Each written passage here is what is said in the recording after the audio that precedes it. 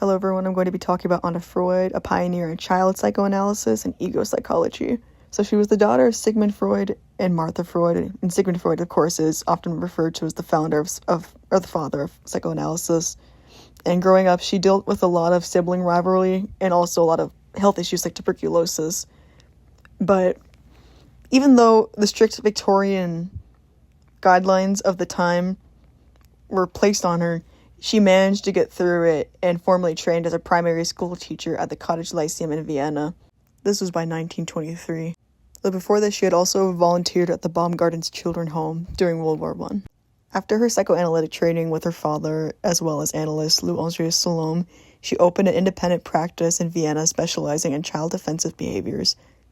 And while she was appointed the General Secretary of the International Psychoanalytic Association and the director of Vienna Training Institute, she ultimately fled to London due to escape Nazi persecution in 1938 and settled into London and led the British psychoanalytic community instead.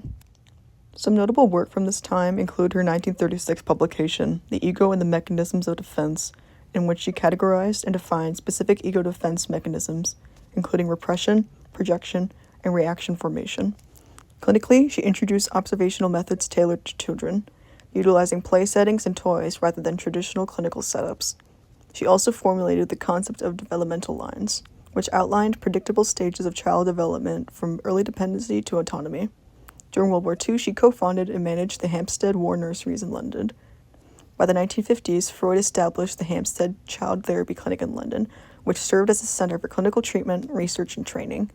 Her documentation at the clinic and war nurseries recorded the psychological outcomes of early maternal separation and attachment disruption in children.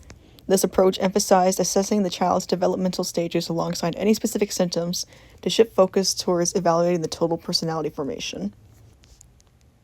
Aspects of Freud's career, however, have drawn criticism from certain scholars, such as journalist Adam Curtis, who argued in his 2002 docuseries, The Century of the Self, that her emphasis on ego strengthening functioned as a mechanism to encourage adherence to social norms on a wide scale. Her clinical work with the Burlingham family also involved analyzing children of her close associate Dorothy Burlingham in non-traditional home settings, though two children, Mabby and Robert Burlingham, later died by suicide. Additionally, earlier in her career, she conducted clinical attempts aimed at altering same-sex attraction in male patients, a practice now categorized as conversion therapy, which was applied to Robert's development in his youth. She had come to believe this through analysing children, above all the children of her close friend, Dorothy Burlingham. Dorothy Burlingham was an American millionairess who in the 1920s fled a failed marriage and brought her children to Anna Freud in Vienna. They were suffering terrible anxieties and aggression, but Anna Freud was convinced she could free them from this by changing the world around them. She thought that she could come in and into their environment, essentially, because they were children, you see. They didn't have independent lives of their own. She could go talk to the parents or the mother. She could go to the schools. She could influence their real world, the actual external world, to change their lives and to help them. And to change them as people? I think that was part of what her idea was, is that she felt that she could change them. From her analysis of the Burlingham children, Anna Freud developed a theory of how to control the inner drives. It was simple. You taught the children to conform to the rules of society. But this was more than just moral guidance.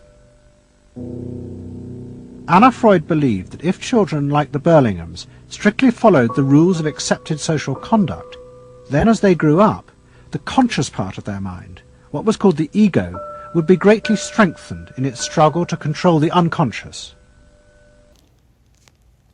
Ultimately, Anna Freud's work infused classical psychoanalysis with standardized practices for pediatric therapies. She introduced age-appropriate observational tools, systematized the terminology surrounding defense mechanisms, and contributed observational data on early childhood trauma and development. And while she does have certain controversies surrounding the Burlingham family, her clinical structures and publications established core frameworks for modern child psychology.